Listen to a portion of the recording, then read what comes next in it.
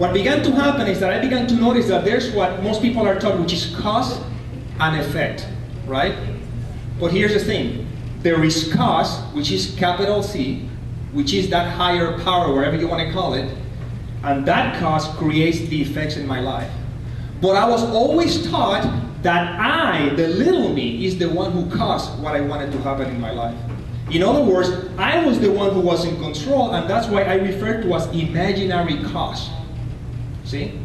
So what was happening is that I come to the realization that if I let go and I trust, then this thing, which whatever you want to call it, that cause is the one that is going to take care of whatever moves I need to make in order for any effect to be produced.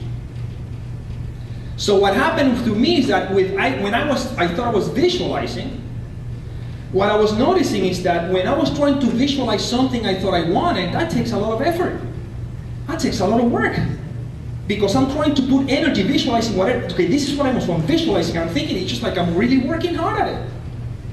But the times when, for some reason, the images will come into my mind, they just seem to come easily and effortless.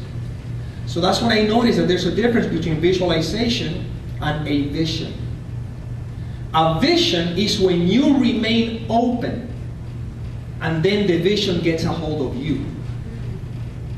It's not that I try to decide what is it that I want to create, it's that I remain open and then the vision comes to me. I'll give you an example.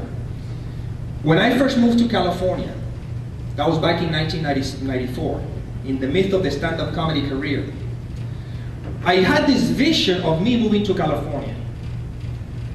I don't know why. Don't ask me why, I just knew that for some strange reason I was moved to California. Well, to make a long story short, the way it happened for me is that I was simply traveling across the country. I was coming from a tour from Louisville, Kentucky. I get an answering machine by an agency from California saying, you know, this is the 20th Century Fox Television. They saw a tape that somebody sent from Florida to California, unbeknownst to me. They found out that they were interested in having me for a development deal for a television sitcom. So, long story short, they said to me, we give you two choices.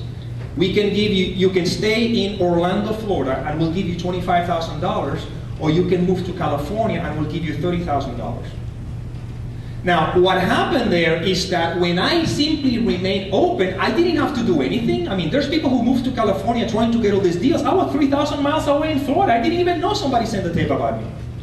But when the vision got a hold of me, cause handled all the details in order to produce the effect. But I had nothing to do with the cause and effect. That's just what happened through me. See the difference? But in order for that to happen, I had to learn to stay open and to trust. To trust that I don't know. Because as long as I think I know, I am blocking the natural cause that is going to lead to the effect. Today we're talking about what? Living life on purpose. What is my purpose? To be of service. The vehicle through which that purpose will take place is none of my business. But it will reveal itself through me as I surrender and I let go and let God. I started as a stand-up comedian. I didn't know I was going to be speaking or in churches. And if you go to my website, you can see my music videos.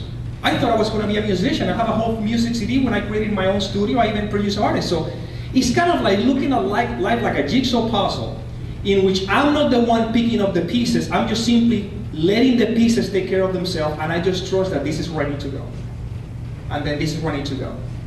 And when I do so, what happens is that life begins to flow easily and effortless.